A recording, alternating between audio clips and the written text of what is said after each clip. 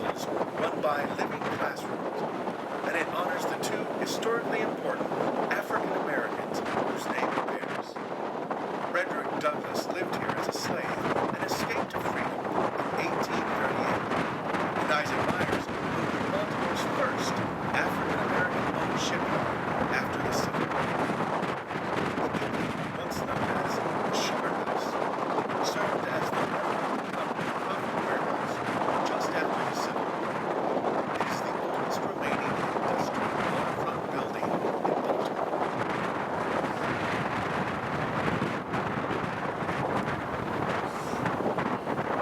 Harbor Point to the right is constructed on the grounds of the old Allied Chemical Plant. It is an integrated neighborhood focused on sustainability and innovation, an exciting, high-profile example of the continuing story of urban renewal and reuse along the shore of Baltimore Harbor. Exelon has opened a 24-hour trading floor at the heart of the 350-foot-tall LEED Gold building, along with lots of retail and apartments.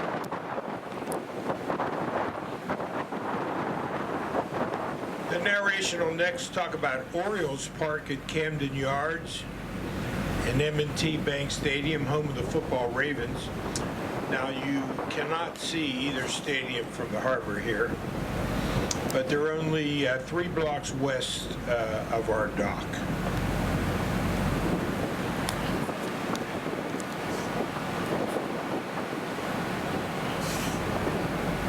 Another chapter of the revitalization story is Oriole Park at Camden Yards, home of Major League Baseball's Baltimore Orioles.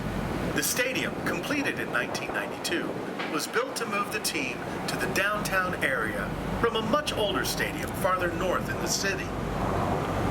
It was the first modern facility built to look and feel like classic ballparks of the early 1900s, a trend that has continued with more than a dozen other new ballparks since. Adjacent to Oriole Park at the Camden Yards Sport Complex is M&T Bank Stadium, an outdoor stadium completed in 1998 and built specifically for the city's National Football League franchise, the Baltimore Ravens.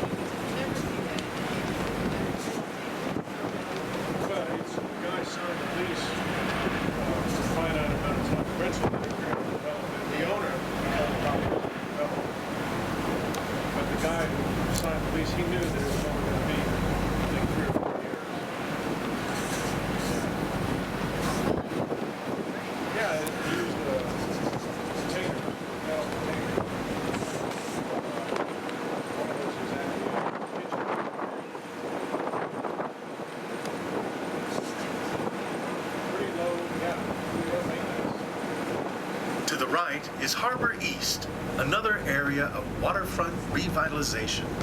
Just inland is Baltimore's own Little Italy. Settled by Italian immigrants, it still has a strong Italian community and includes a popular restaurant district.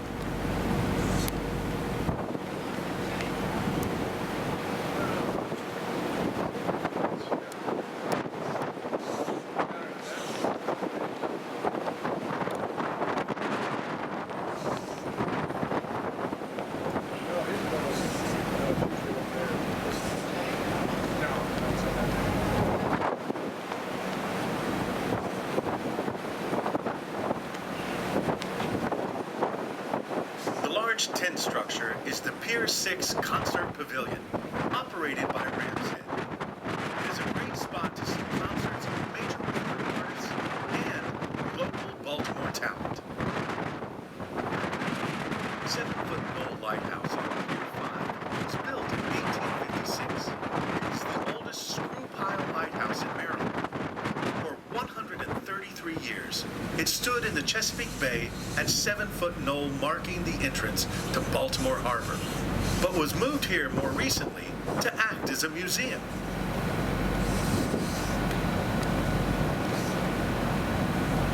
Now we will see the maritime heritage attractions that collectively make up the National Historic Seaport of Baltimore.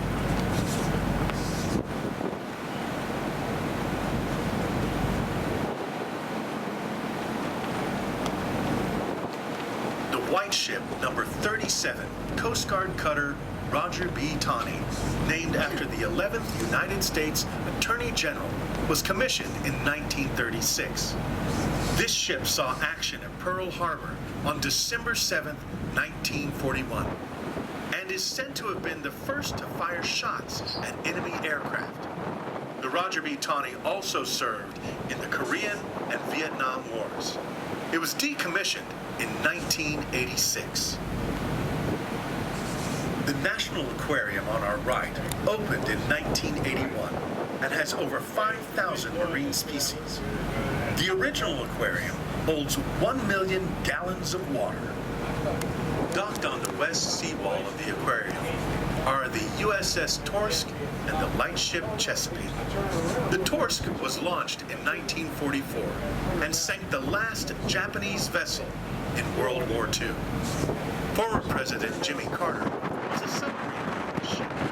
The sub's nickname was the Galloping Ghost of the Japanese coast because it did so many raids. In fact, it holds the record for the number of dives, 11,844. The Chesapeake was stationed at the mouth of the Chesapeake Bay for 40 years. Its red hull, masthead lamp, and foghorns guided mariners safely into the bay's harbors. The World Trade Center is the 27-story building perched at the waterfront. It is the tallest pentagonal building ever built and looks like the bow of a ship in all directions. The large sailing ship you see is the USS Constellation, the last all-sail warship built by the Navy. It was built in 1854 and was used to free slaves during the Civil War. Later, it carried famine relief to Ireland and art to the Paris Expo in 1878. It was a training ship for the U.S. Naval Academy from 1873 to 1893 and a World War II relief ship. In 1955, it was decommissioned, and in 1968, installed here as a museum. Ladies and gentlemen, that concludes our narration. We're going to be heading back to our dock. We do have some windy conditions at the dock, so for your safety, please take a seat while we're docking, and please do not use that stairwell. Once the crew gets all 3 lines on and gives me the okay, I'll let you know it's safe to disembark. Thank you.